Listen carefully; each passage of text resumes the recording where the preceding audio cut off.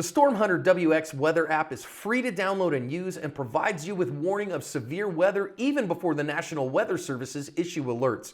This advanced weather app is an important tool for awareness of severe weather that I use every day. Download and use it totally free without in-app purchases on iOS or Android at the link below. Well, alrighty, gang, welcome back to the Gutowski Files, starring Stephen Gutowski. He is the founder of TheReload.com and the host of the Weekly Reload podcast. Now, you should know that when we get together, Stephen and I, once a week, we start talking about whatever beforehand, and now we're an hour after we were supposed to start this recording, but we just enjoy the conversation so much that it goes on for a long time. So with that said, Stephen, sir, how are you? I'm doing pretty good. You know, I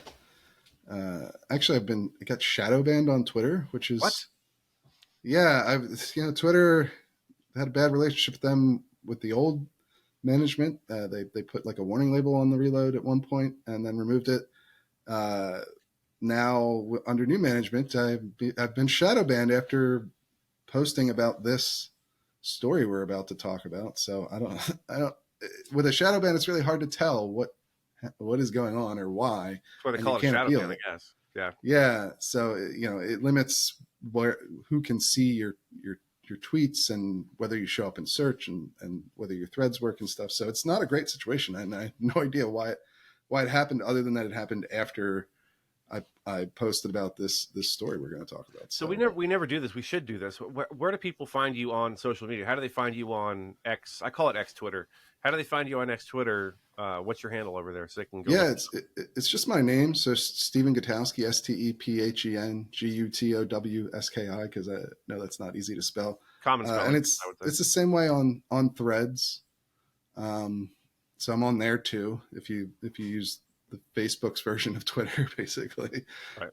And of course, the best way to follow the Reload's work, I think, is really just to sign up for our newsletter, because then there's no middleman to worry about. If I post something on Twitter or Threads, Facebook or Twitter might not want you to see it for whatever reason. Not always a big conspiracy or anything, but a lot of times it's their low-level algorithms just kicking in, and it's hard to know why. Or maybe it is targeted. I don't know, but the one way to keep up with it is just to sign up for the free newsletter at the Reload, because I was going to ask, does it cost people anything to sign up for the newsletter? Can they just go sign up for it and get it? They won't get a pressure sales pitch or anything like that. They're just going to get the newsletter, right? Yeah, you just get the newsletter once a week on Fridays, and so and it's just a roundup of our top stories. We try not to crowd your inbox. You might get a breaking news alert every once in a while, but I mean, honestly, that maybe is once, maybe twice a month if we do it. Yeah, it's not frequent. We try not to do the whole typical news publication thing where everything is breaking news and they send you alerts for every story. We don't. What I like a lot about any content I get from the Reload, whether it's a newsletter or an email or just looking at the site, there's never any scare quotes. There's never any, overwrought headlines about how the world's going to come to an end and you better vote for so-and-so or else such and such. It's none of that. It's not that at all. That's what makes it different. And frankly, that's why we work with the Reload versus any other, other news sources, because they are sane, sober reporting. They align with our values in that way. So thank you for that. Keep up the good work. Yeah, so thank you. And yeah, I mean, and we do our best to try and break hard news stories too, original pieces that you're literally not going to find anywhere else, which is, I guess, probably leads us right into the story for this week, right? Indeed. Stephen already knows what the story is.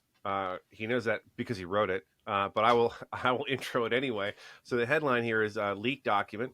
Biden administration looks to impose civilian gun restrictions on Israel, Ukraine through American exports. And so there's this, and there's another piece over there at the Reload about it, because this is important. This is a story you broke, correct? Yeah. We published this leaked document, this draft rule from the Commerce Department. No one else has this. We were also able to talk to several experts and the gun industry and the Commerce Department itself about this whole situation to verify that it's real, that this document is real. It's not finalized. As I said, it's a draft document, but it does give you insight into what it appears the Biden administration is planning to do with American gun exports after the pause that they've put in place recently expires next month. And it's it's pretty significant, these changes, especially in their impact on some of the global hotspots that we're seeing right now, including, as you mentioned, Israel and Ukraine.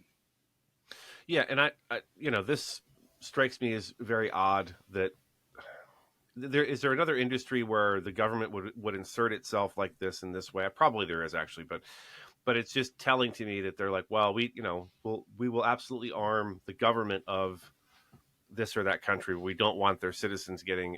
And how can one then infer anything as far as their attitude towards what they think of us and our civilians versus our government having firearms? Well, I mean, certainly people can.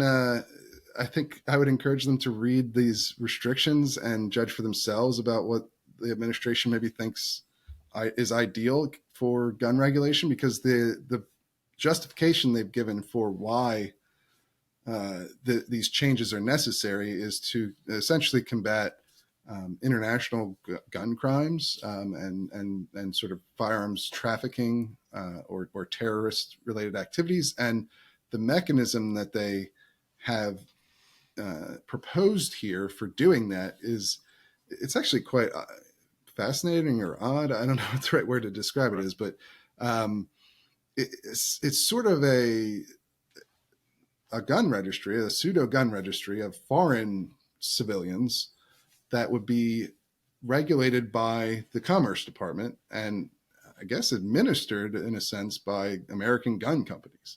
So, and here's the way it would work in practice from reading the rule and from how I understand this.